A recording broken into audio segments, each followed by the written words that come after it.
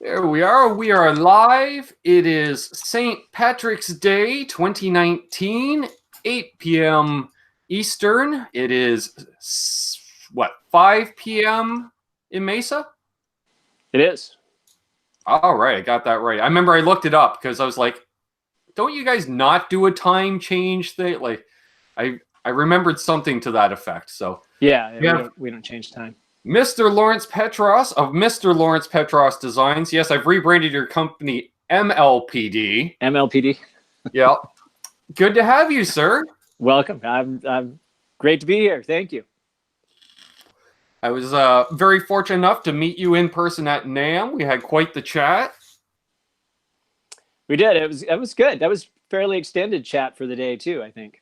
Yeah. I remember walking away from meeting you and Phil, and JJ and I are like, can you believe we just stood there and talked for a good half hour, 45 minutes? I was like, I know. It was great. Let's see. Who do we have in the chat here? Do a roll call. So if you want to get called out, as you folks know, say hello or something in the chat. So I expect probably RJ will just type something. We got Alex Radford. He says, going to be only here for the beginning. Got to work at 5:45. Aziz Ansari is in the venue tonight. Awesome. We got Dennis Brio in the house. Justin Cox in Utah. Bam Ozzy tuning in all the way from the UK. Mad Raj in the house. Music Therapy Laz. Daniel Horsley. Will Varela. Denny Allen. Brad Miller. We love you, Brad. Janice is in the house. Dan of New Jersey. Quentin James is awake and here. Marsman, Robert Metzenberger, David Ennis. Good, Anthony. To see ya. Good to see ya. And Brian Stewart in the house as well. Lionheart Whitemane. Some guy named Lawrence Petross Design. Brian Landreth. Jack Clark, the new guitarist. Vintage 6-string 1. Welcome. Good to see ya. Chuck Booth is in the house. I Rock the Blues. Mark So's Images. And I'm caught up. Zipfix Guitars. There we go. I think that's well, Dogpa's here as well. He said he was going to try to make it. Okay. Who we know is on the mend, according to Pete Thorns' live stream earlier today. Which I don't know about you, but that's kind of become my Sunday afternoon guilty pleasure. Ritual almost. Yes, mine as well. Love Pete's stream. It's great. Pretty lively chat. Yep. Yeah. Lively chat, great stories. He just tries to keep up with the chat the best he can. It's crazy. Yeah. What, 500 people watching today, and I'm just, I don't know how he does it. Yeah, that's a lot. It's a lot. Even trying just to keep up with it. Even if he is just doing a monologue, it's still right. It's still a lot. Yeah. Bam Ozzy says it's only midnight here. And Chuck says he's just checking in. He's got an early morning and will catch the replay. Well, I hope you sleep well, Chuck. Vintage 6-string 1 says Pete's enjoyable to watch. Definitely. He's got some of the best stories from a tech side as well as gigging, as well as he's been there, done that pretty much. Yeah, a lot on the road stuff. A lot of touring stuff. Yeah. No, Brian, we won't be doing 6 hours tonight. There's my lovely sister, Amanda. Good to see Amanda. You. So, yes, if you have any questions for myself or probably more for Lawrence, feel free to ask away. We'll do our best. Hey, there's Terry, moderator to the stars. Just got the link. Exactly. Lots of knowledge and anecdotes Pete does. Eddie Van Haskell, Ivan Carter. Man, everyone's jumping in already. This is great. Yeah, it's good. Get everybody in here. Yes. So I want to ask, currently, what is your most popular pedal that people seem to be gravitating towards? I would say the 68 Deluxe currently. Yeah, that's my that's my flagship. So that's the one I tend to sell the most of. Yeah, that would be the one.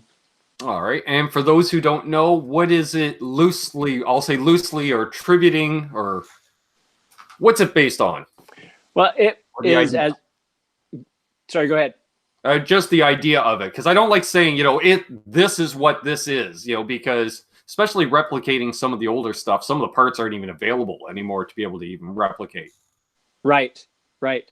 It is my earnest attempt at getting my favorite 1968 Marshall Super Lead into a box.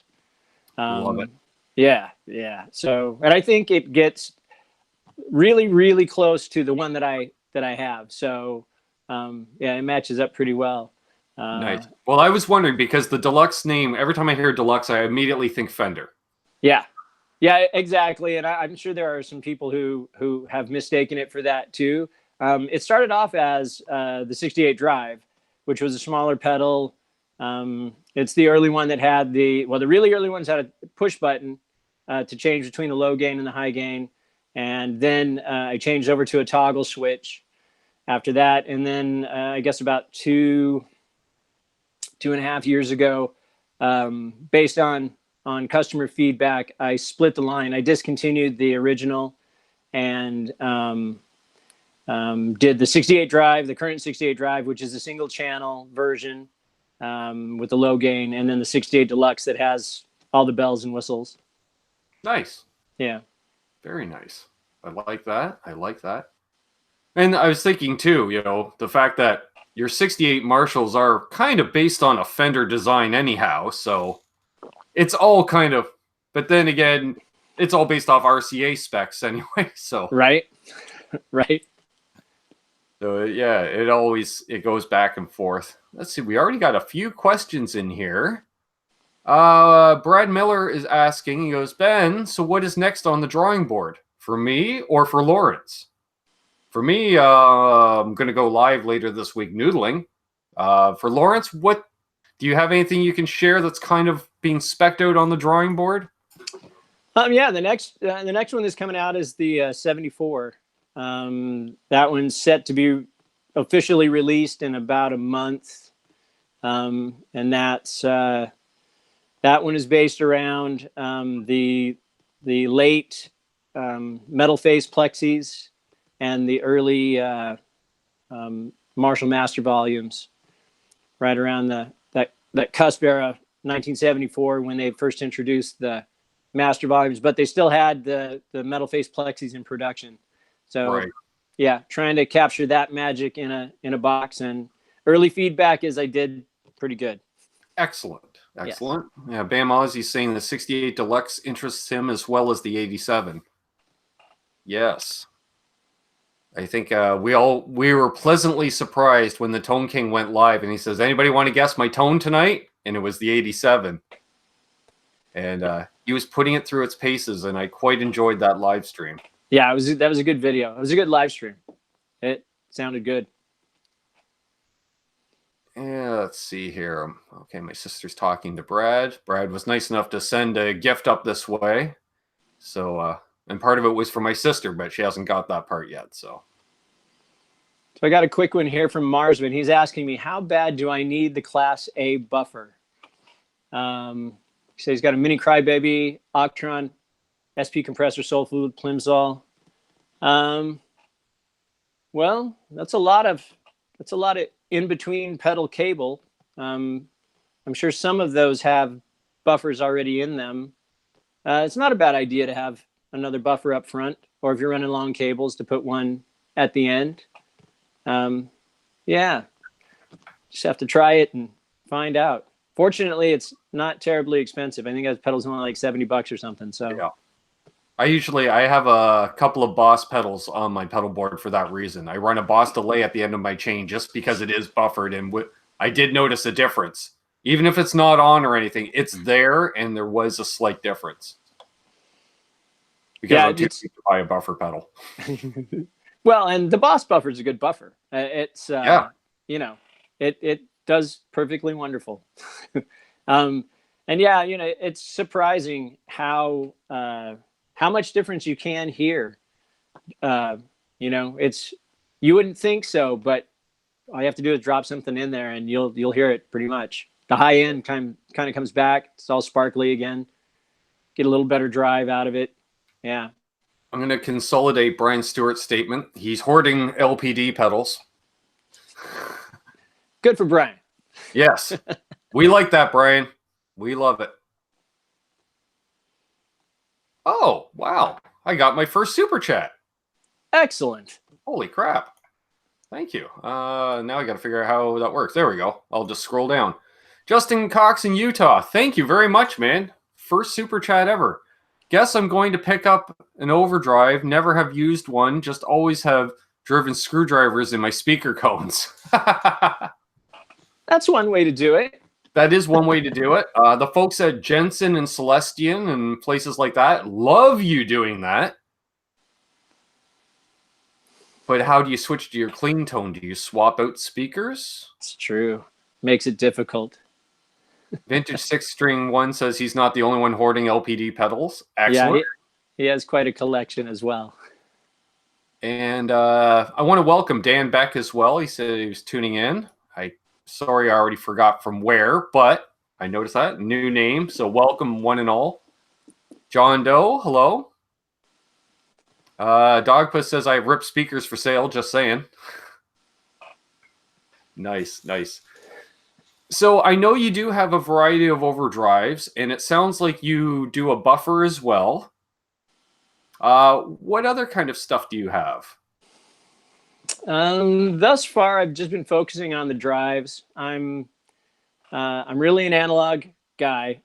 All my designs are analog, and I also have a belief that most time-based effects are better off. They're better represented in the digital realm. They're just lower noise. They're cleaner. You get it's just easier to do them more effectively in the digital realm. So I've dabbled, and I have a few of. I got a delay design and a flanger design. Brian Stewart just says we need an LPD delay. Yeah. Hey, nice analog delay. Nothing wrong with that. That's what I run 99% of the time. Yeah. So and they may make it to the production line, or maybe a short run or something like that. Mm-hmm. We'll have to see. I do have a reverb pedal that it was in production for a little while, and then the manufacturer changed the size of the reverb module, and then it wouldn't fit into the pedal anymore, so I discontinued it. But that one got good reviews too. I liked it. It was good. I don't have the prototype handy, otherwise I would show everybody. It was basically this size, one of the minis, but it was just a 2-knob reverb. Yeah, so those fuzzes, got a few fuzzes, but nice. Primarily dirt stuff, Yep.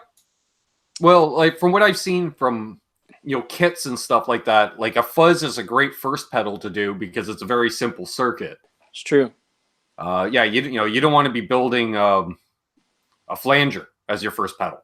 No, those are a little more complex. Yeah, fuzz is most like a single transistor fuzz or even a 2 transistor fuzz. They're great to start with because they're minimal number of parts, and it just keeps it simple. Right. At the same time, you can once you get into it, you can tweak those circuits and get hundreds, maybe even thousands of different sounds out of them. They're really, really, yeah. That's awesome. Yeah, and that's open. I think that's what's really opened up the pedal market in the last, say, 10 years. Is everyone's like, I'm going to go a little different, and because everyone has a different taste too. It's sort of like, we can put 10 guitar players in a room, give them all the same pedal, and they all have them tweaked slightly different for their own taste. Yeah, yeah, absolutely. And thank you, Brad Miller. He says, just because you deserve it, have a beer on me. Well, cheers, buddy. Cheers. It is St. Paddy's Day after all. Yeah. And I didn't over-imbibe too much last night, so, well. Got home at the better part of 3 a.m., so.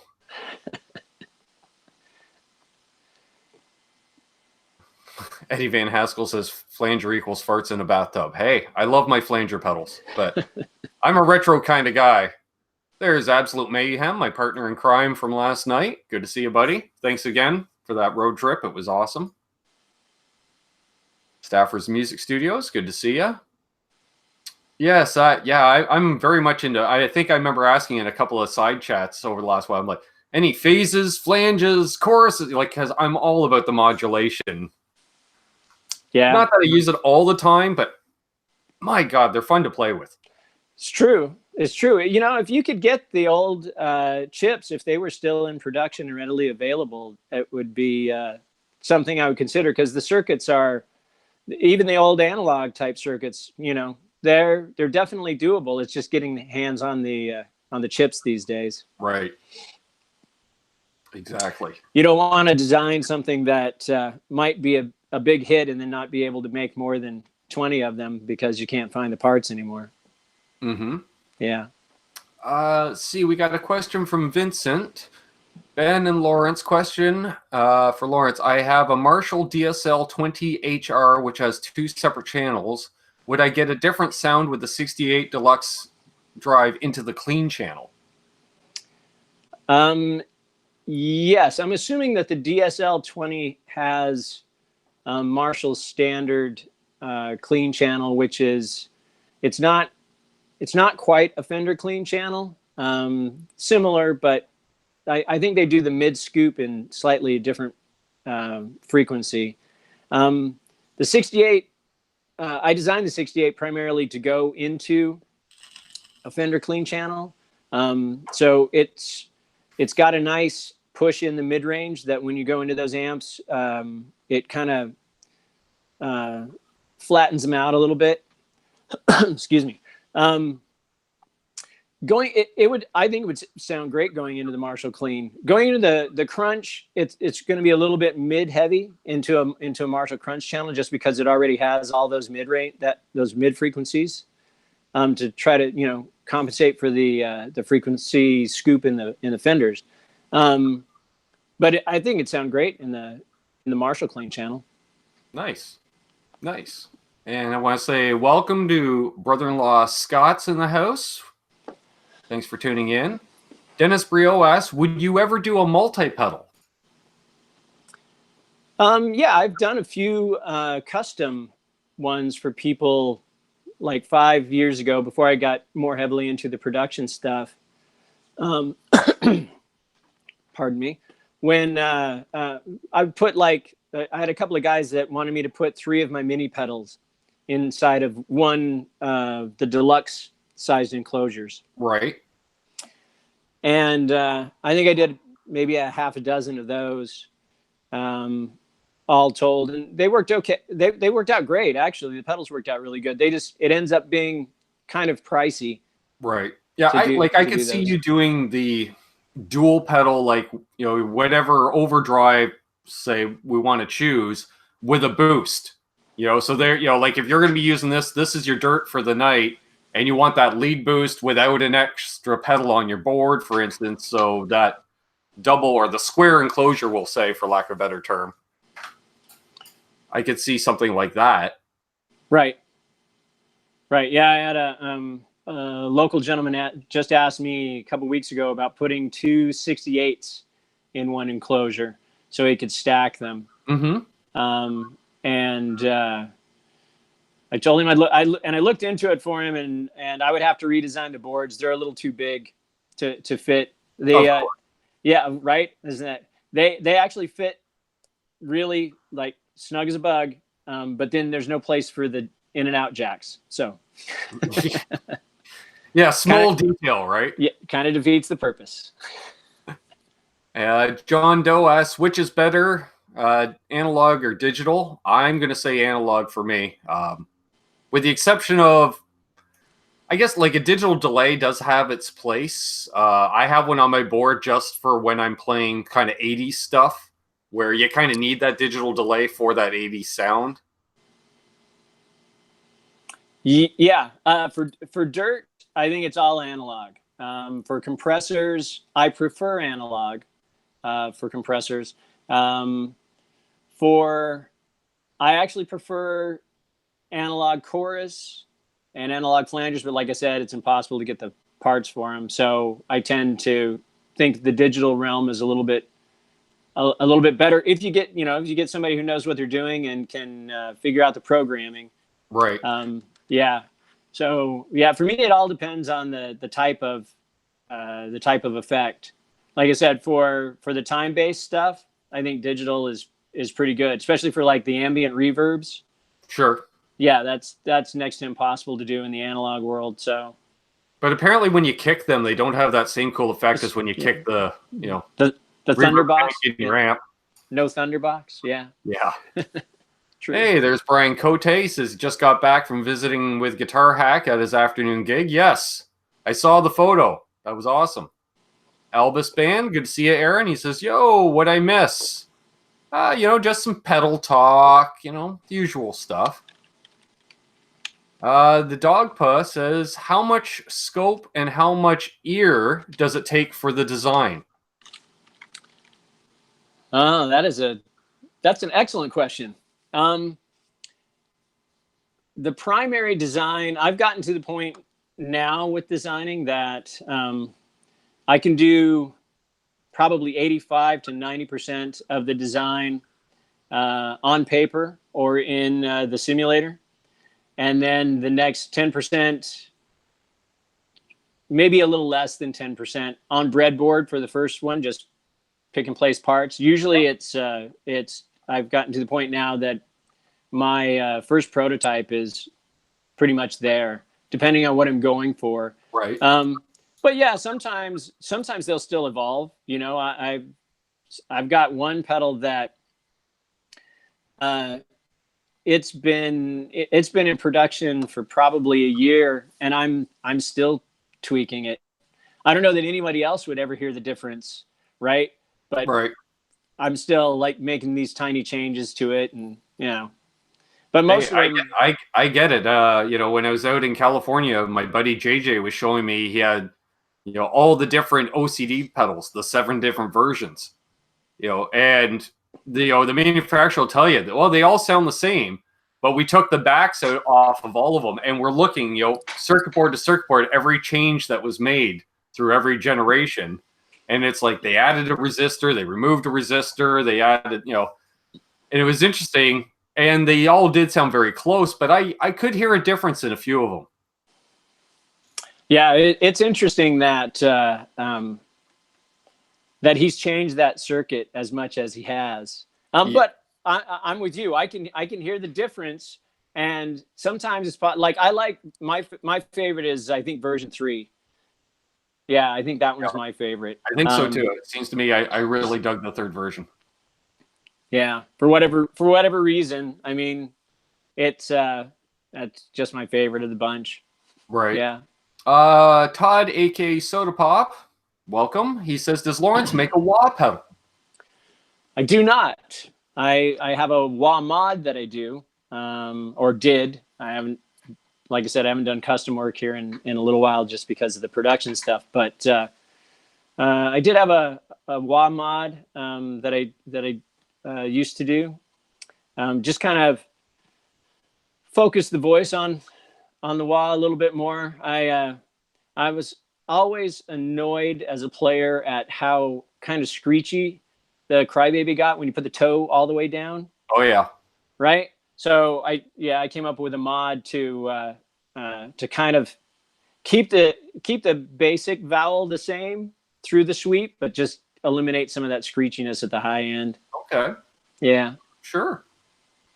Let's see. Jason Wade says Lawrence's pedals are the only ones having me considering giving up my 11 rack, bias effects, and THU to get his full lineup. Truth. Well, you came to the right place for us to not talk you out of that. Right. And Justin Cox would like to try the Clapton Crossroads pedal. That sounds interesting. It does. Stafford says, time to crack another beer. Sure. If your current one's empty, then you have nothing to do, no place to go. Definitely. Something a bit like the Dane would be an idea. Yeah. I can see that. Yeah. Who does I'm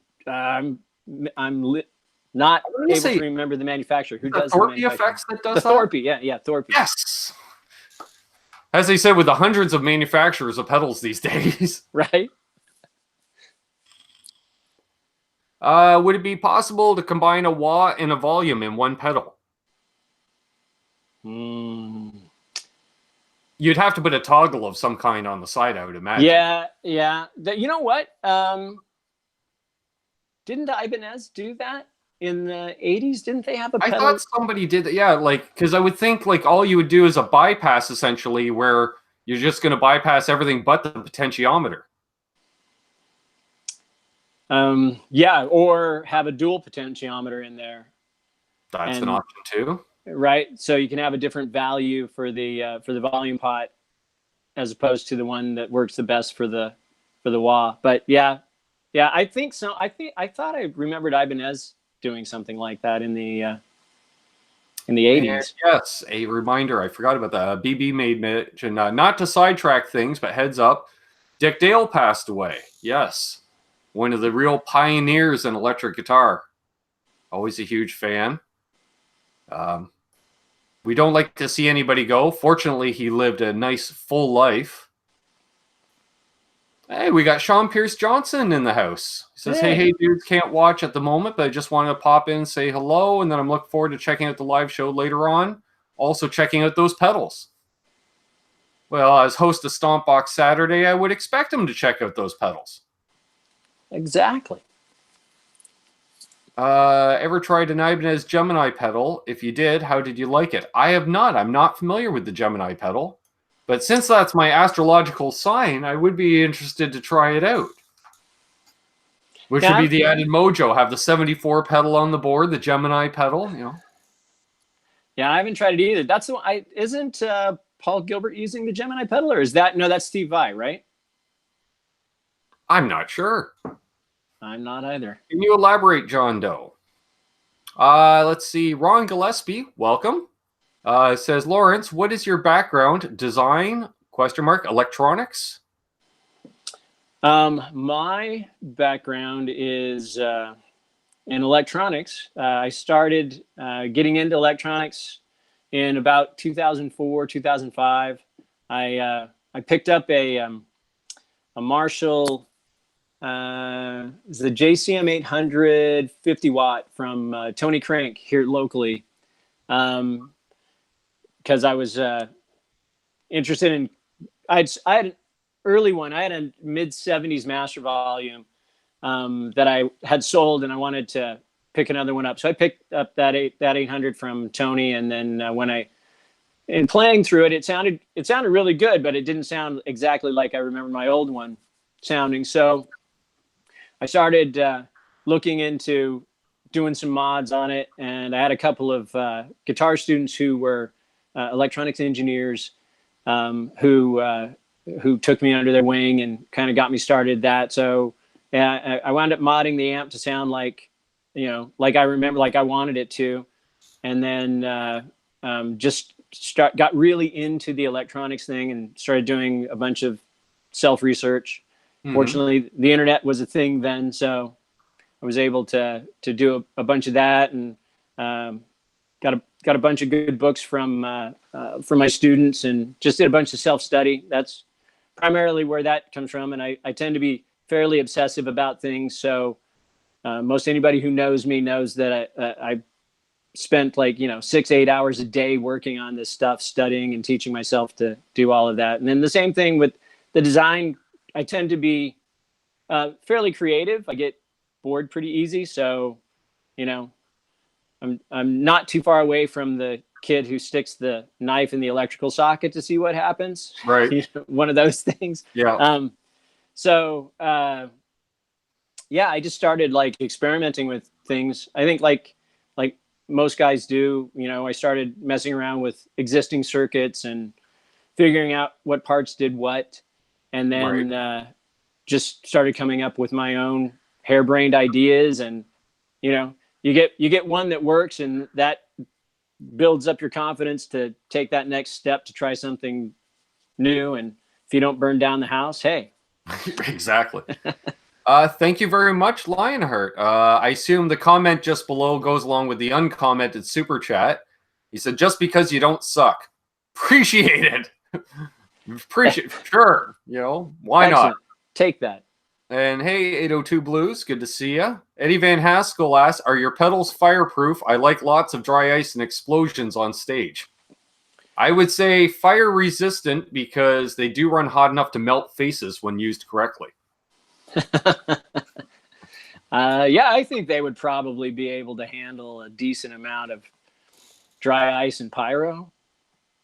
I try to make them liquid resistant since I was a gigging musician for, I don't know, since I was like 20 years old. I know plenty of water for clean and beer gets spilled on all kinds of stuff. So yeah. Not always your own either. No. Especially if there's nothing between you and the dance floor. Yeah. Primarily other people's. Yeah. Exactly. Hey, we have my lovely singer Andrea in the chat. Welcome. Good to see you.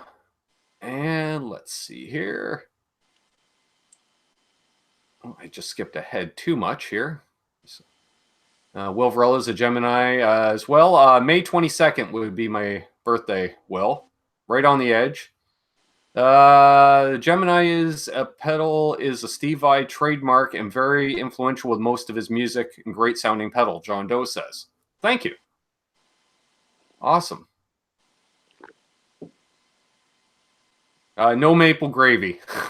RJ, he knows I don't like maple. I am a Canadian, but I'm not a fan of maple. Dogba says fairly obsessive. LOL, I'm a control enthusiast. Hey, Clive. Good to see you. Trial and error is always the way to go. That's my life. Happy accidents are great.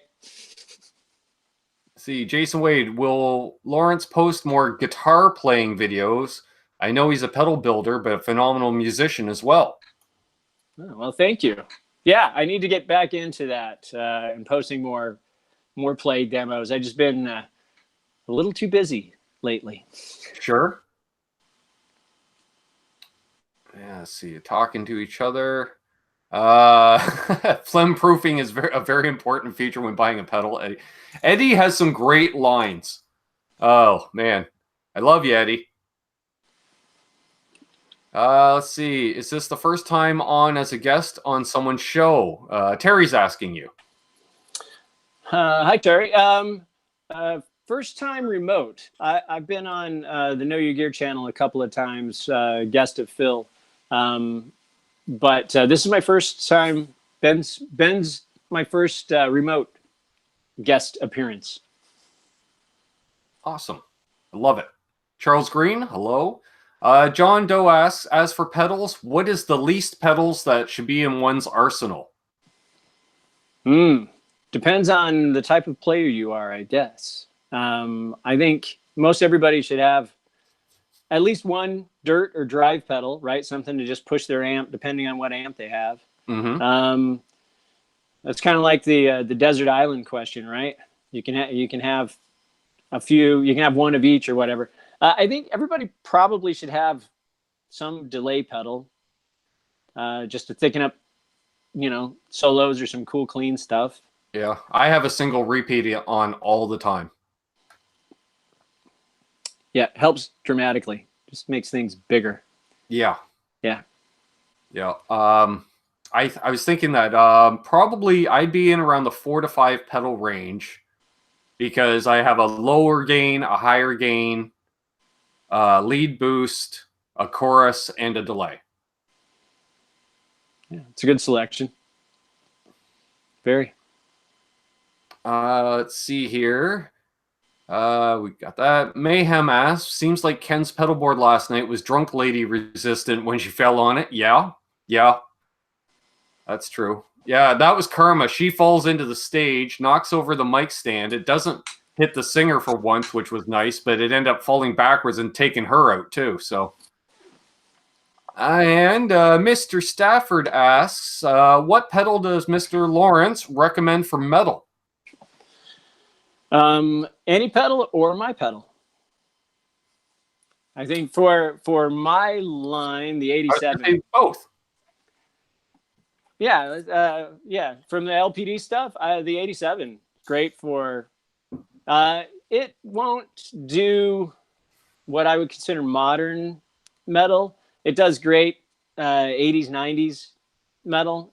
Doesn't quite have enough saturation in my opinion to do like the modern Right. modern And that metal seems thing. really hard to put into a pedal. Right. Yeah, it's really difficult because they get mushy, or you get too much noise, or you don't get any dynamics. They become very much a one-trick pony. Yeah. At that point. Yeah. And when really, their best attribute is palm muting. Right. Yeah. Right. And really, if that's, you can just use a metal zone for that. There we go. Yeah. I like it. Hey, Neil Smith. He says, hey, Ben. And I do want to say, anybody, I've seen a few new names in here tonight.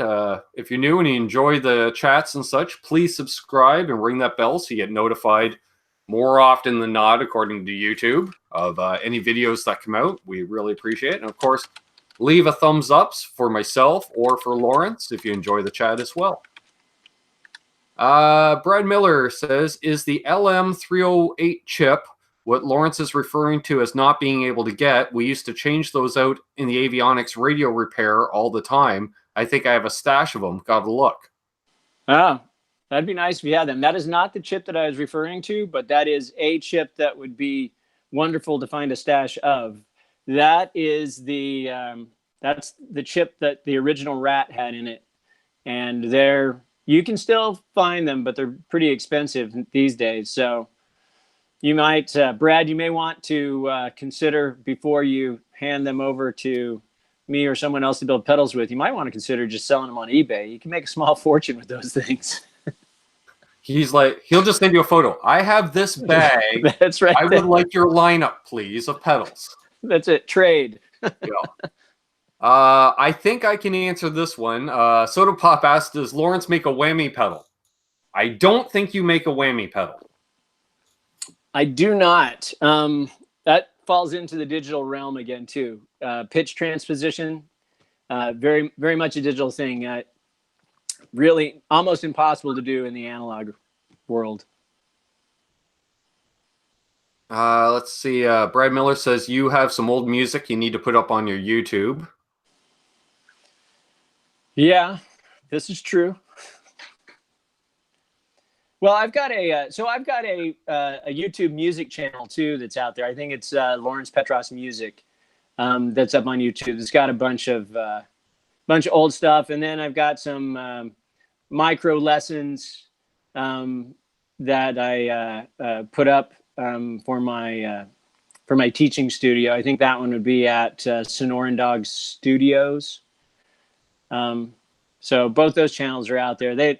I don't get to visit them too much these days, but yeah, they're out there. If you don't mind me giving a shout out. Yeah.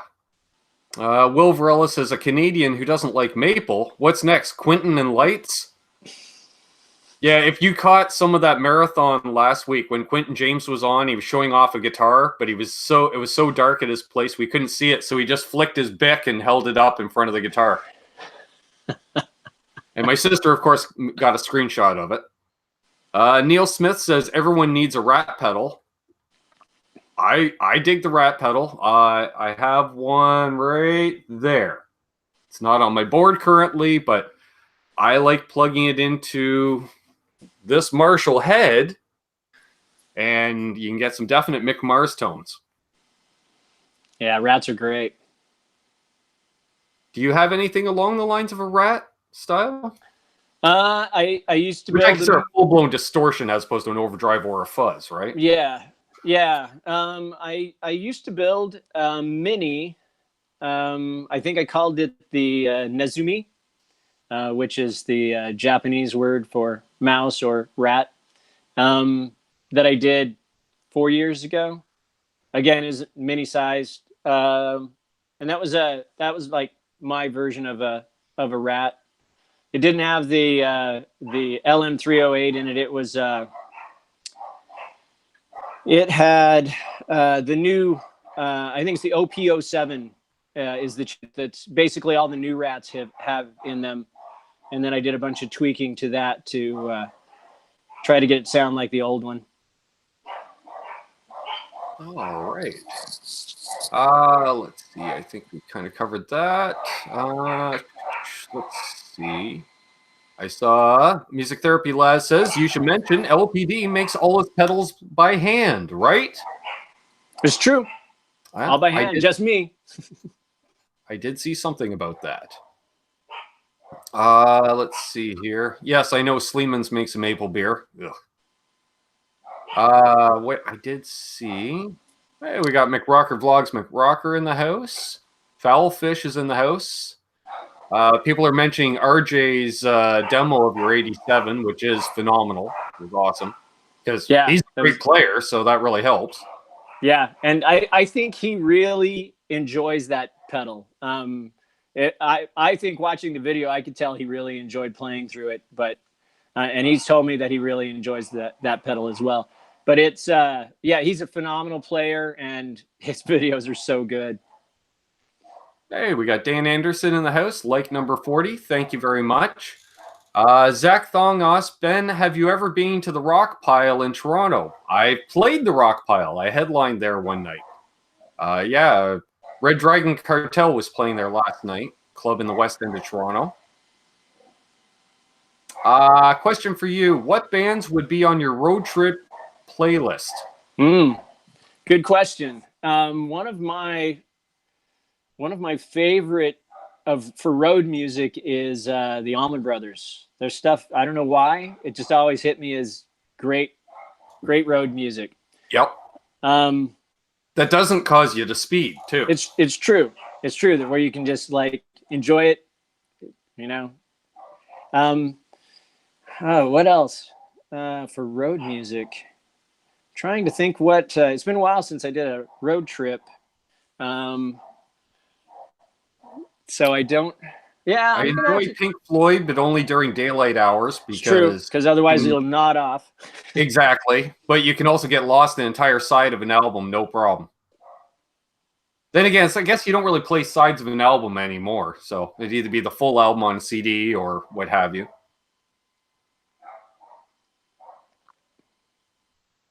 Brian Landreth says he needs a talent booster pedal. Don't we all? Can you run the Class A buffer on 18 volts? I think that you can. I think the ones that I have, I think I only have 4 of those left. And I think they were all built specifically for 9 volts. I'd have to check to see the caps. The circuit will handle 18 easily. But the DC input filter jack, I think, is 16 volts on those. But if you want one, let me know, and I'd be happy to switch that cap out so it'll run at 18 volts. Sure. Justin Cox mentions the Spin Doctors. Great band. Yeah, great band. Great band. Dale Palmer says, I like to get comfortably numb, but not while driving. Well, yeah, that's true. Time and a place. Soda Pop says everyone needs the tone toque. Well, yeah, of course. Everyone needs a tone toque. Especially if whether or not you have tone hair, apparently, which was Lionheart came up with. Started out with Robert Baker, and then he included me in it. So,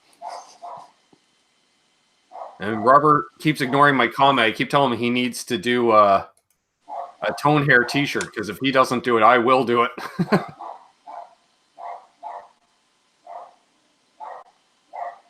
LPs are back. It's getting big again, Will says. Yep. I love the resurgence of vinyl. Now, if we can get just people to start making vinyl quality music to put onto the vinyl. Yeah, exactly. That's a good question, Scott. Scott says, did someone ask already, what are your favorite builders? Very good question. No, people haven't asked that yet. That's good. I like Zach from Mythos. His stuff is great. He's got a really good ear, and he's a good player too, great player too. So his stuff's really good. 1981 inventions are excellent. That's a fantastic pedal. I'm trying to think of who else. Keeley, love Keeley's stuff. Robert's a great guy. Been at it a long time. Mm-hmm. Yeah. If I think of any more, I'll blurt them out. But yeah. Yeah, I picked up a Keeley compressor last year and never looked back. As soon as I put it on the board, I was like, I get why it's an industry standard. Amazing. I like some of Scott's stuff. As I say that, Scott just put in JHS. Yeah, JHS stuff is great too. Yeah, I just saw that, Terry. Thank you very much. Terry says we've got 58 watching and 41 thumbs ups. And Michael B says, great guest. Thanks, Ben. Just listening, saying hello. Awesome, Michael B. Thanks for tuning in. People are talking weather, which, yeah, I guess is it starting to warm up more for you there as well? Like, I assume it still gets a little cooler during the winter months. It does. It's we had a cold front come through that kept it pretty chilly, and then the last storm kind of it was windy, but it wasn't terribly cold. Yeah, I think we're in the mid 70s now, mid to upper 70s. Oh, nice. Yeah, we were consistently a degree over freezing today, so that was nice. As long as it's not freezing, right? That's right. That's the way I see it. Yeah. Although, yeah, we end up leaving the show early last night because I happened to look at the window and see it snowing, and an hour down the highway, I was like, let's just hit the road, dude. And with Todd Flowers coming into the chat saying hello. Music Therapy asks, how many different pedals do you currently make? Well, I think I've got about a dozen. I've got the 6 minis, which those are all boosts. Well, one is a fuzz, and then they're combination of boost overdrive, boost fuzz, clean boost, treble booster. So there's 6 of those. The 68 Deluxe, and there's the standard version, and then the independent boost version of that. So I don't know whether that counts as 2, but we'll just count it as 1, I guess. So that'd be 7. The 68 Drive, which would be 8. 87, which is 9. The Cocopelli, which is 10. See, now I have to think. What do I have? The Modern Classic. So yeah, about a dozen, I think. Nice. I need to thin the herd a bit. Range. A full range. That's that's not like like some of these boutique builders, which God love them. They've got like 2 or 3 pedals, and that's what they do, and that may work, But I personally, I like to see a dozen or so pedals on a website when I go there, because I'm like, okay, this is legit. This is going on, and I would assume when I see that too that you have minimum 4 guys working for you. Yes, but no, just me, which is why I need to thin the herd a little bit. Right. Yeah. As things start taking off, I'll probably be maybe retiring things to the just short run or something like that. Which is nothing wrong with that. Yeah. And thank you, Michael B. He donated a couple of bucks, or as Terry said, a box of Timbits. And for those who don't know, Timbits are donut holes. But since Tim Hortons is a huge franchise in Canada, or a huge brand in Canada, they do Timbits. Yeah, let's see here. People saying hey to each other. I bought the Clonish style boost today, St. Paddy's Day reverb sale, Brian Stewart says. All right, of what? I think he's talking about the Saguaro, the LPD Saguaro. Yes. Which you had recommended to me, because I do enjoy my Klon style pedals. Yeah, it's a good one. I like it. Albus Band's trying to get a new drummer. Just tried out the worst player imaginable, like laughable bad, but whatever. I understand, dude. It took us 5 months to find a drummer. He lasted 1 gig, and then we hired Shane. Ask Lawrence past the 74 what's floating around in his brain. Ooh. Oh, I can elaborate on that a bit. I've got an early Zepp fuzz overdrive that will be coming out. I don't know when. We'll say sometime in the future. Nice. It'll be called the Combustible Lemons. I'll have a Dumble lead channel in a box. Nice. That one's called the Howie. Nice. Sometime in the future. Probably a limited run of my version of the Green Russian muff. Let's see what else. Oh, I got a couple on the lead channel. right. Yeah, that one's.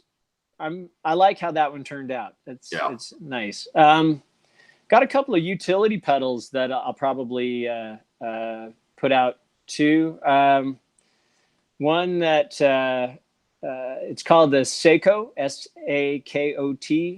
Sakot, which is it's a boost pedal with EQ. So it's got high, low EQ, active EQ, cut and boost, which means that you don't really need a mid knob with that pedal. You know, if you want a mid boost, you just turn the high and low off and it gives you a mid boost. If you want a mid cut, you just turn the high, low all the way up and it does. Yeah.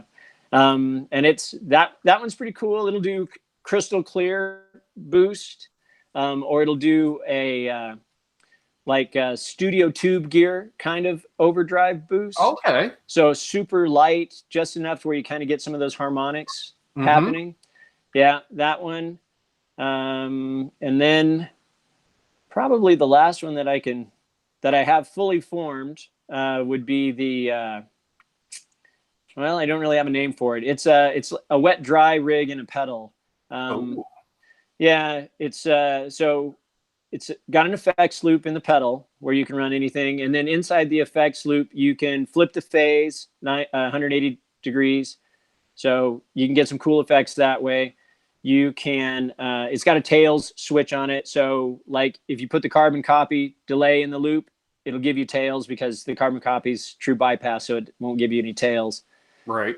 So it'll do that, and then it also has a mid-notch switch, EQ switch on it. So you could put like one thing I thought of using it for would be to put an overdrive, your favorite overdrive pedal, in the loop, and then give it to your bass player. And you can use the mid-notch that cuts the mid-range out of the dry signal, and then it's got a wet dry blend knob on it to blend whatever is in the loop with the dry signal. Love it. Yeah, that's a fun pedal. That piques my interest, definitely.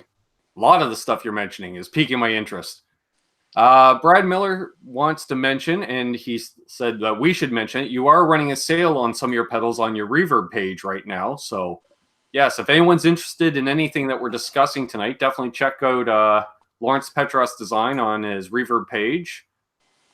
Or I'm sure go directly to lawrencepetrossdesign.com and you can contact him directly there as well. Let's see here. I did see Soda Pop asked, do I own any Lawrence Petross pedals?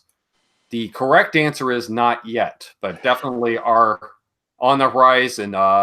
They've been on my mind for a few months, and then talking to Lawrence at NAMM, I get to hear the passion when we're talking pedals, and I was like, all right, this guy, he's into it. And, I've seen more reviews and hearing them more just in the last little while. More people are putting out videos and stuff. I'm getting a better idea of what they are. Yeah, like I was thinking, yeah, for my higher gain pedal, I'd like an 87 for my higher gain. You'll probably a 74 would be my mid gain, and maybe the 68 for my low gain, because that's what I do, run various gains playing in a cover band, and I'm choosing different gains for every song. Brian Landreth asks Lawrence if you have a JTM type of pedal. The answer is not yet. Although one of the minis can do a pretty convincing JTM. It's the Cholla, Cholla. It's kind of a cross between a JTM type drive and like a Class A type of amp overdrive. That one. As far as having like a JTM in a box, not yet. Yet being the appropriate. Right. Yes. Maybe someday though. Yes. Fortunately, it sounds like the business is doing well enough that you can't stockpile. You can't sit there and go, okay, today I'm gonna build inventory, because it seems like you're getting them out as quickly as the orders are coming in, and which is great. Yes. Yeah, I do. This time of year is busy anyway, because I'm trying to, like we're all trying to get our taxes done and all that stuff. So that's a bit of a distraction. But yeah, if I get the opportunity, I definitely follow the philosophy of that. When you can't fish, you fix the nets, right? Right. So yeah, if I don't have orders to fill, usually I do go in and, if I'm not ordering inventory for parts or whatever, I'll build a backlog of, if nothing else, just have the circuit boards ready to go when they come in. And I did have a stretch over the winter that I was unusually inspired and had some time, and I knocked out about a dozen potential designs. So very cool. Yeah, they'll be in the works. Mm-hmm. Shauna Marie Sings, lovely lady, is in the chat. She says, hi, everyone. I've been watching for a while now, but I'm only just now able to chat. Hope everyone's doing well. Super high-quality guest tonight. I agree. Thank you very much. Yes. Let's see. Music Therapy Laz says, what pedal design are you excited to make next? A challenge of sorts. A challenge of sorts. Which I can understand. Like if you're doing overdrive pedals, I'd imagine it's not completely black and white one to another. Not necessarily variants of one to another, but they do share similarities. But I suppose like if you decided to go for something totally different, that would be, that could be like well outside the comfort zone, for instance, right? Yeah. The utility pedals that I just mentioned were definitely kind of that for me, especially that the one that doesn't have a name, the wet dry in a box. I don't know what we're gonna call that. I think call it the soaker. Soaker. That's good. That's an excellent that's name. a Canadian thing, right? Like you step in the puddle, one foot's dry, one's wet. The soaker. Yes, I like that. I may. There you go. If I ever see that, I'll be like, that's awesome. Right. So that one was a good challenge, just because it doesn't have anything to do with dirt. It's all about mixing things and brainstorming how people are going to use it, right? Mm-hmm. Exploiting as many different uses as you can out of this one particular design. So that was a good one. Brian Stewart wanted to comment, the 87 has two channels. One can do the blues, the other can do LA hair metal.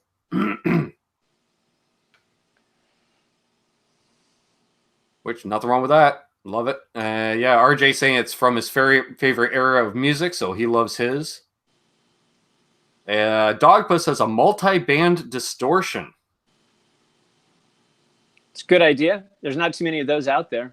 Will Varela asks, is the 87 still available? It is, unless someone has purchased one in the last, how long we've been on? Hour? In which case, they'll probably show up as being sold out, but as soon as the show's over, I'll make sure that I get some more up there. Very nice. And I want to say hello to Ed Dana tuning in. Good to see you, man. Always a pleasure. Everyone said Ed was asking what's up here, and everyone's we're talking pedals and mentioning you're a pedal builder. Scott Nickerson, who's just getting back into playing, said before tonight he hadn't heard you, but he definitely has heard you now. He's interested in checking out the stuff, which is awesome. Han says you should send me a pedal for every time you appear on the show. So when do you want to come back? Tomorrow? No.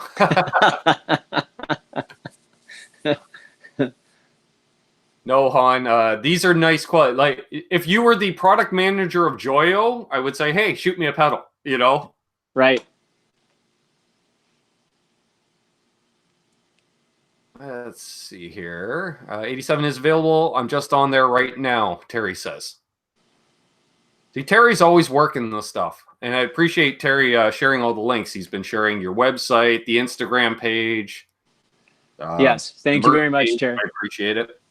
And giving me heads up as well, since Hangouts is losing various features in it. Last update, he said 69 people watching and 49 thumbs ups, which is awesome.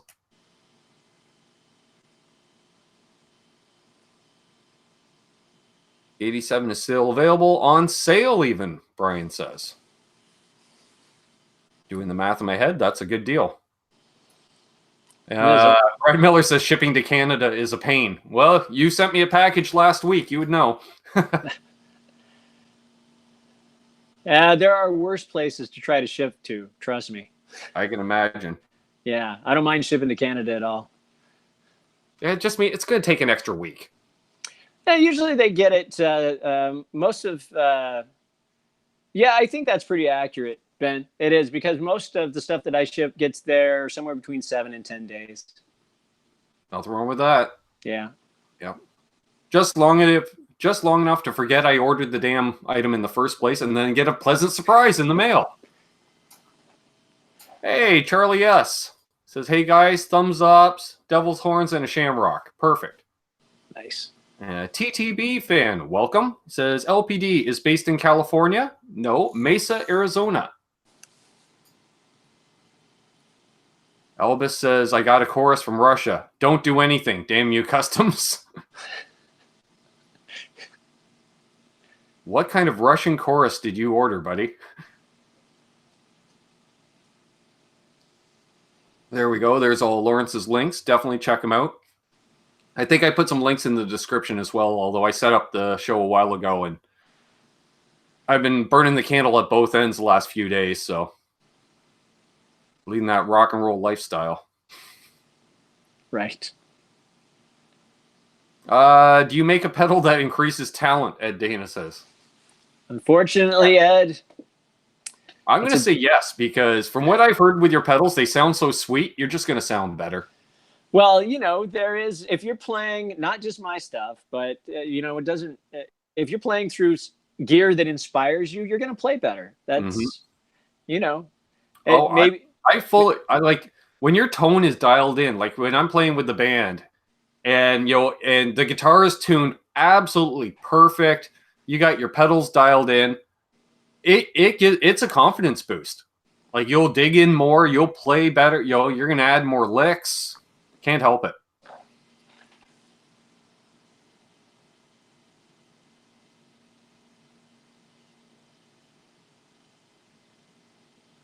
Well, Brian Stewart says, sound better with Lawrence's pedals, no doubt. Makes me want to practice. Well, there we go. That's the idea, right? That's part of the formula, I think, right? Yep. 'Cause I know the first time I experienced it was I think there was very early on for me. I plugged into I think a friend of mine had a Mesa Boogie, maybe the Tri-Axis or something like that. He had just gotten it and he wanted me to play it. And I remember plugging into it and the tone was so good, I didn't want to play a lot of notes. Just let the notes sing, you know? That was my first experience of going, wow, this tone thing is, you know, it's not just what your hands are doing. Your amp is a big part of that, the sound, you know? Yeah. Yep. TDB fan says, what pedals inspired you? Another great question. Yeah, we're getting some great questions here tonight, folks. Yeah. While most of my inspiration generally comes from amplifiers, because I kind of come from that world, design, because I did a bunch of design back in the day too for those. I really like good dirt pedals. Actually, good fuzz. Fuzz is one of those really interesting things. Before I really understood fuzz, I was always like, do we really need another fuzz pedal? But now I know the answer is always yes, because you're right. There's so many variations you can do with the fuzz pedal. I wish I could play with a fuzz. I can't play with a fuzz myself, but yeah, they're wonderful for single notes, or if you're doing like sludge or something like that for the rhythm stuff is really good. Yeah.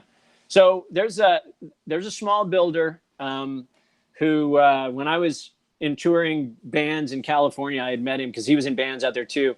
Paul Trombetta. He builds some really fantastic fuzz overdrive kind of combination pedals, and his pedals really inspire me. They're really good.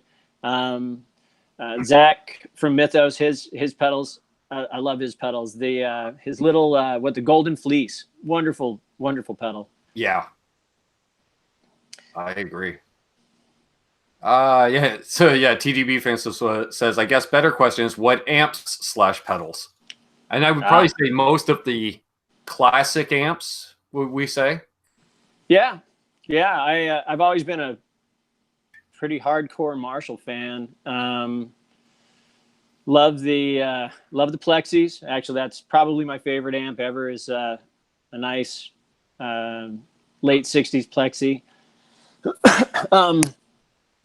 Yeah, I like the Mesa Mark stuff. The Mark V is a great amp. Like my main touring rig forever was a Triaxis and a 290. So that you can get so many great tones out of that. But primarily tube stuff. I think if I were, I love like the Roland Jazz Chorus. You can't go wrong with that for a clean sound. Right.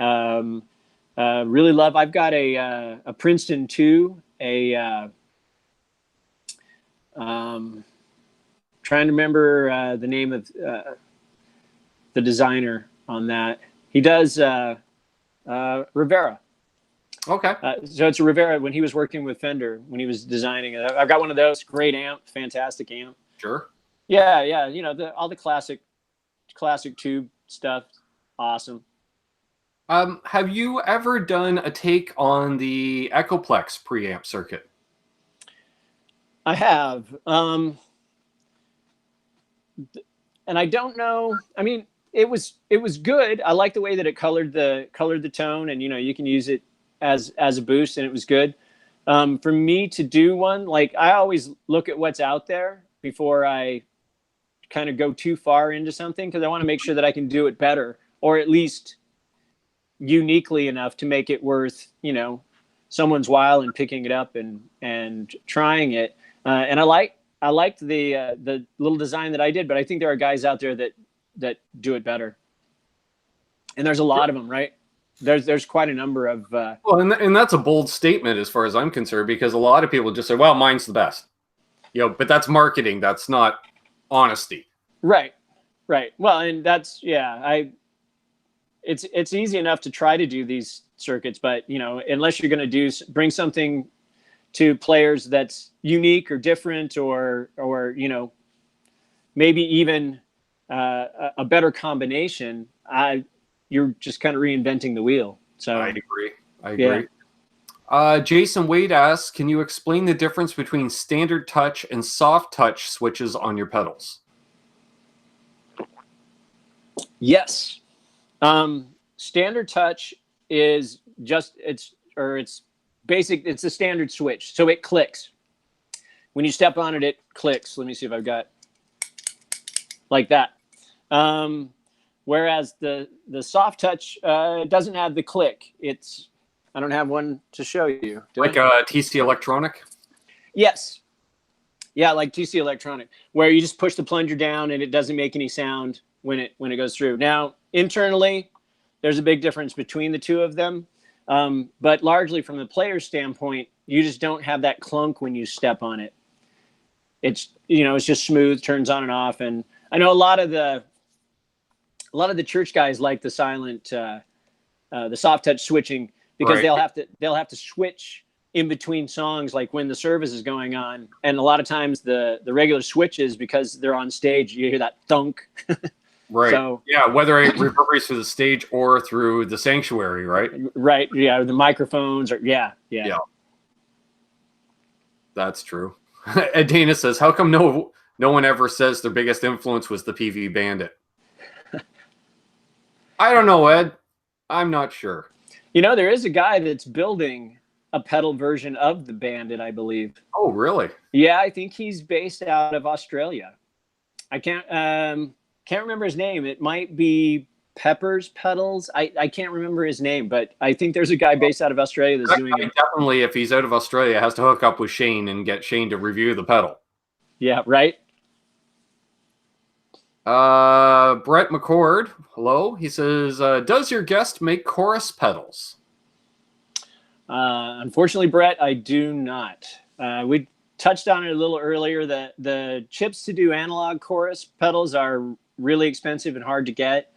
And my philosophy to that is I prefer to kind of leave that stuff in the digital realm rather than in the analog realm. So if I could get the chips, if I had a steady supply of the chips and they weren't very expensive, I'd definitely do one, because I love analog chorus. It sounds fantastic. Yeah. I'm always looking for a replica of the CE2. I've owned a CE2 since I was 15 years old. So that's the benchmark. Like, you gotta be just as good or better to make it on my board. Yeah, I agree. That's a great circuit. Yeah. The closest I have on my gigging board now is the Mod Tone Aqua Chorus. Was very, very close. And from what I heard, they might not even be making pedals anymore, because the value is like tripled on them in the last couple of years. Interesting. Hey, we got Matt Harrison in the chat. Joe Hervey says, sorry I'm late. Hey, what you don't catch live, you can always catch on replay. Todd Flyer says, Shane must have influenced that one, Ben. He's the Bandit King. He is. Dan in New Jersey says, yeah, the CE2 is the voice of God. And Matt Harrison says CE2 is a classic for sure. Do you do a compressor at all? I see someone mentioning a Dynacomp. I'm just curious. I do. I forgot to mention that one when people were asking about that. And actually, it's one of my favorite pedals ever. I have a not funny, but an interesting story what brought me to doing this one. I don't believe there is a best compressor. There's just the best compressor for the situation. I spent about a year going through compressor designs, different compressor designs, opticals, FET compressors, OTA compressors, diode bridge compressors, any way that you could do. I even built several tube compressors. And the one that I came up with that seems to be the best all around from my perspective is the one that it'll probably be out this summer. I don't know why I spaced out mentioning it, but it's called the SEP Field Generator, which is a nod to Douglas Adams and the Hitchhiker's Guide. Okay. So, very cool. Yeah. And I don't have one close. If I had one close, I would show you. A64 T-Bird says, Ben, what about Boss? Why should we not buy Boss? No, I think Boss makes excellent choruses, delays. They've got some nice overdrives, like the Super Overdrive and the Blues Driver. The only thing I would say, as far as for Boss to stay away from, is their phaser, because I think it's the worst phaser I've ever owned myself. And I've owned a half dozen different phasers. I could not get a decent phase out of it. But then again, I prefer the lushness of a Phase 90, whereas I found it was very sanitized. It was like it did the sweep fine, but it wasn't a cool sweep. So I managed to grab one. So here's the. Nice. I don't know if you can see that. I'll try to. So yeah, bright green and metallic. So that'll be. Yeah, I think that one will be out probably end of summer. I like it. Dan Beck says he has a DoD compressor. Very cool. And yes, Elvis says CE2 is my favorite real pedal, though the one is huge, temperamental, and pre-wired. Yes, yeah. Yeah, the CE ones can be a bit temperamental at times. Brian Stewart says the artwork on your mini pedals is pretty cool. Nod to the area that you're in. I think I just kind of paraphrased that because I skipped ahead by accident. Yeah, no, that was kind of the idea behind them. I did them all Southwestern themed, so they're all named for, you know, three or four of them are local trees, right? The cholla is it's a local cactus. The saguaro is a local cat. Well, it's the Arizona state tree actually is the saguaro. So, javelina is named after local wild pigs. Yeah. The Anasazi. Yeah, right. And so tried to do something interesting with them.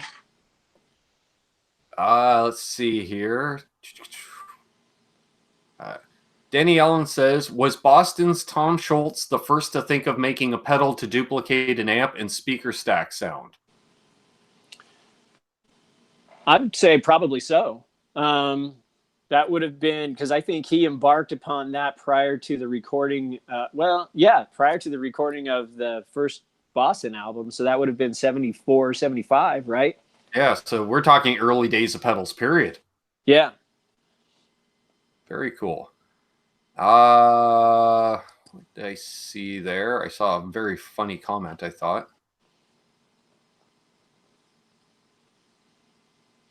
Well, while I'm looking for this comment, is Lawrence's modern classic overdrive his version of a TS9? Jason Wade asks. Jason, that one is it is definitely from the Tube Screamer lineage. That pedal is a Clay Jones overdrive with a clean blend, or my version of it anyway. It's and you can have a look up and see if look up Clay Jones overdrive. They were there's some pretty sordid story that goes along with it, but I think they were kind of a clone of the Landgraf dynamic overdrive, which was those are like some of the first boutique tube screamers, right? Yeah, but it's definitely in the Tube Screamer vein, and then it's got the clean blend on it, so you can blend your clean channel in. That's a fantastic bass overdrive too. You know what? I think I forgot to mention that one maybe as well as one of the ones in the lineup. But yeah, that's nice. I found the comment. Aaron from Elvis Band apparently referring to the Boss Phaser. He's the second. Ben, the TC Red Moon is worse. Now I want to try a TC Red Moon just to see how bad it could be. So I'm going to keep my eyes open for expect a Red Moon demo if I ever find one. Because God knows, as you can tell, I collect pedals like they're all going to be stop being made or something. I don't know. Because that's my extras, and I have 2 pedal boards as well. So I do love my pedals. And you're more than welcome, A64 T-Bird. Let's see. Joe Hervey's asking, what are you drinking? We buying rum over here. Okay. What are you drinking, Lawrence? Well, I just ran out of water, and I had a small glass of the Macallan Scotch.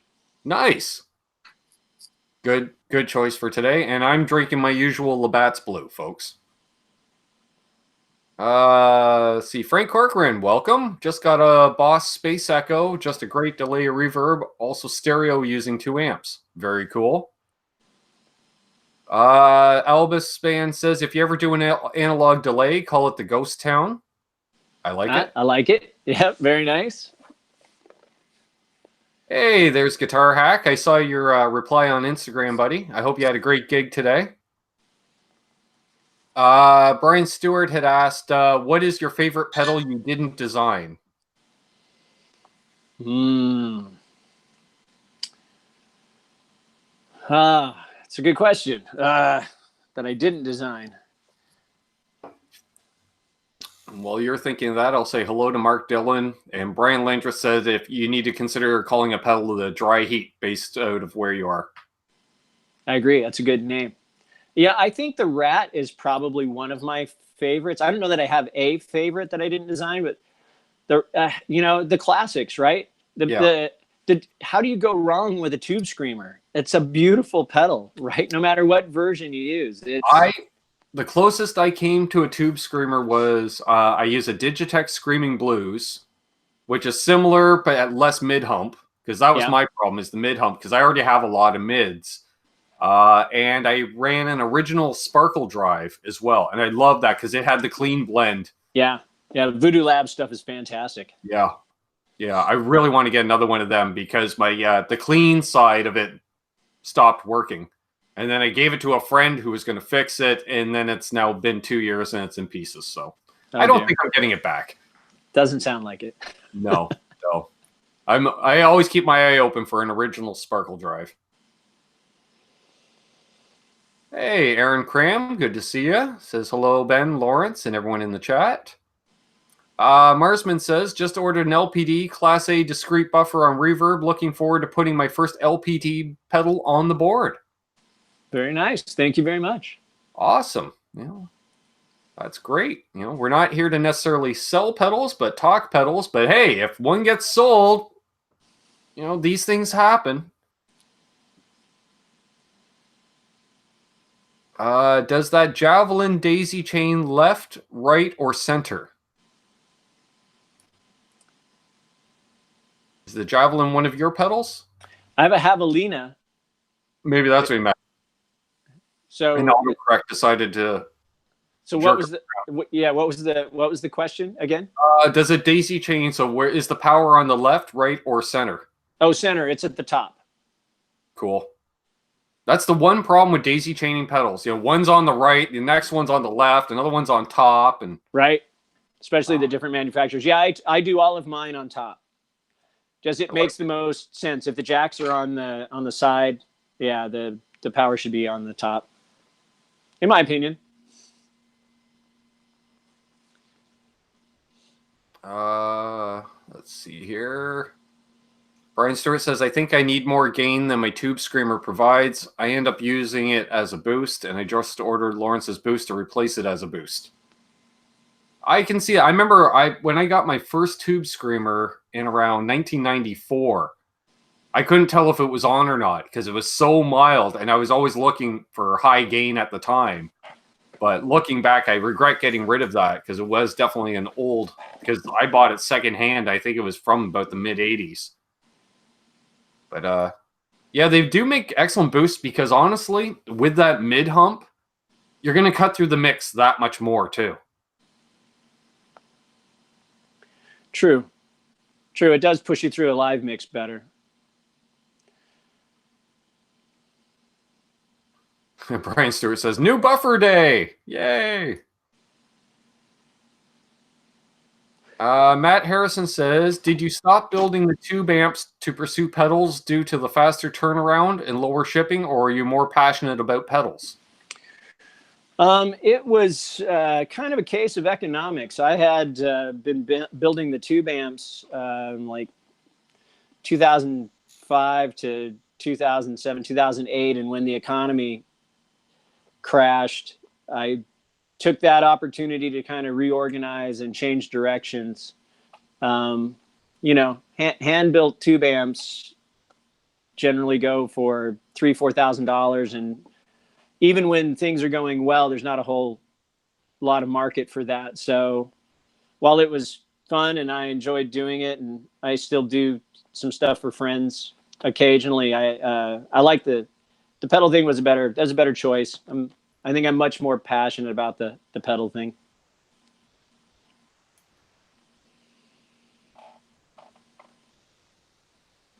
And let's see here.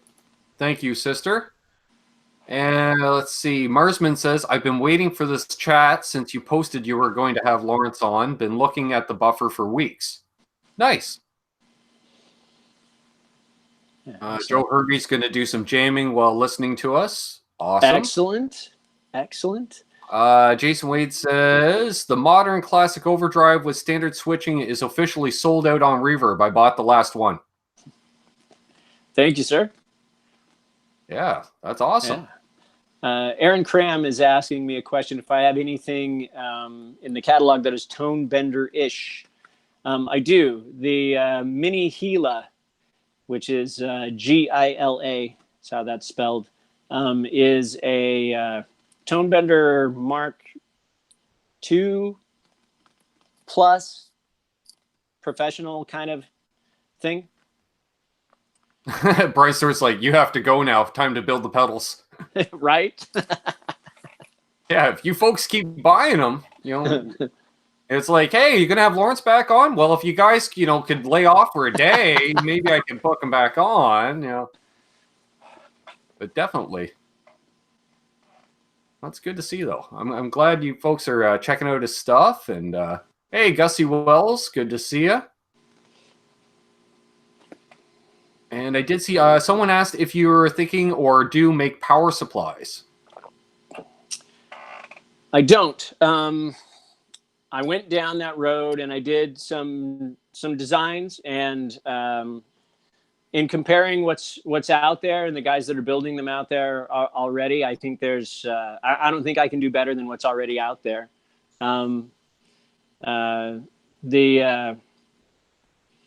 I use for my testing, I use the One Spot line of products. Anything from the like just the single unit $20 one from Guitar Center, I'll use that, and or their Pro multi output isolated. Yeah, they make good stuff. The Voodoo Labs power supply is fantastic. Yeah, there's just so many good ones out there. I don't think I can do it better. So, hey, Thomas Santiago, tuning in just for the end here. Yeah, we're probably going to wrap things up in a couple of minutes here, folks. So if we can get a last question in, we'll go for it. Here we are. What's up, Doc? Yeah. See, I saw the word telly, so there we go.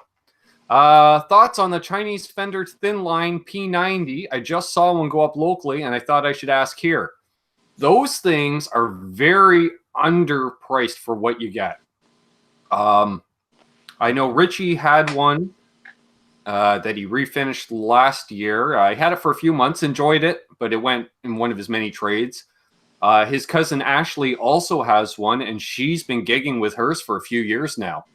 So, are you familiar with them at all, Lawrence? A little bit. I don't have one, but I have played a few. They're great. Yeah, I don't know that I have too much to add. Yeah, I do like them. They seem great bang for the buck.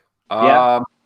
Zach Thong says he was at the Red Dragon Cartel show last night with Jakey Lee and Darren Smith, who's from his hometown of Oshawa, Ontario. Opening band was the Aiden Jacobs band. Yeah, they're a great band too. I think I might have even played a show with that band a few years ago. Sounds familiar. All right, here's one more bonus question. Matt Harrison, in Under the Wire, what guitar is Lawrence enjoying as of late? Since we barely talked guitars at all. Right, it's all pedals all the time. I've got a couple, actually. I've got this wonderful Telly, which is 60th anniversary nitro finish. And this one, which is a 2007 RGA 121 that I just put new pickups in. Those two have been the ones of late, other than what else have I been playing? Yeah, I think those have been kind of on a kick with the Telly lately. All right. Okay, this is actually a really good question. What amp do you test your pedals on? That's See, I follow the philosophy like mix engineers do, right? You've got the really nice amp that you hope everybody plays your stuff through, which would be the Fender Princeton 2 that I mentioned. It's got a fantastic clean channel on it, and very Fender based. So I'll either do that or I'll do like the Mark V, the Mason Mark V. And I would think with since some of your pedals are based off preamp circuits, do you ever test them to like just going through like the effects return? I do. I test them. The 87 and the 74 are both preamps. So those two they got tested through the effects return, through just a straight power amp into a guitar cab, and also direct in with a speaker cab IR.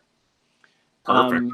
Yeah, that's how I test. That's how I test those, as well as putting them into the Fender. And then I have this little crate. I think it's a GX20.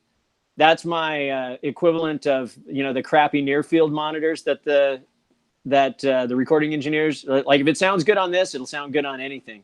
So that's right. that everything goes through that, and if it sounds good through that, I know it's going to sound great through just about anything. So, all right, and one more bonus, only because Brian Stewart is pretty much a brand ambassador of Lawrence Petross Designs, I would say. He says, for both you, one guitar, one amp, one pedal, go. And I was going to say, for both of us, Telly's with a rat into the Princeton. Yeah, that works. There we go. I've always been a fan of the Princeton amps, so why not? They're great sounding amps. They really are. Especially for what they are, right? Just a great basic amp. Sounds fantastic. Awesome. So there we go. So if you want, do you have anything to add, good sir? No, Ben, I don't think so. Awesome. Well, if you hold the line here, we will wrap things up. I want to thank everybody that tuned in tonight. We saw some new names, which is awesome. I always like seeing new faces in the chat. It's a great community here. We try to keep things positive and help each other out. And again, if you're returning, thank you very much. And of course, leave a big thumbs up if you don't mind.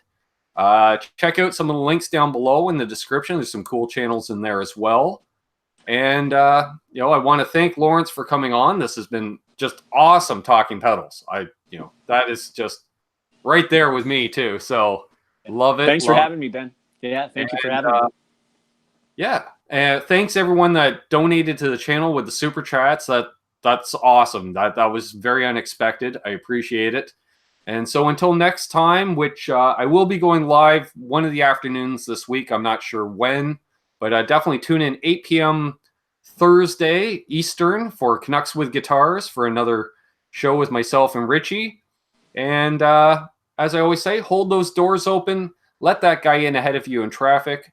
Do good things, and good things will happen to you because karma is real. I'm living the dream, and I hope all of you are too. So until next time, cheers. Happy St. Paddy's Day and rock on.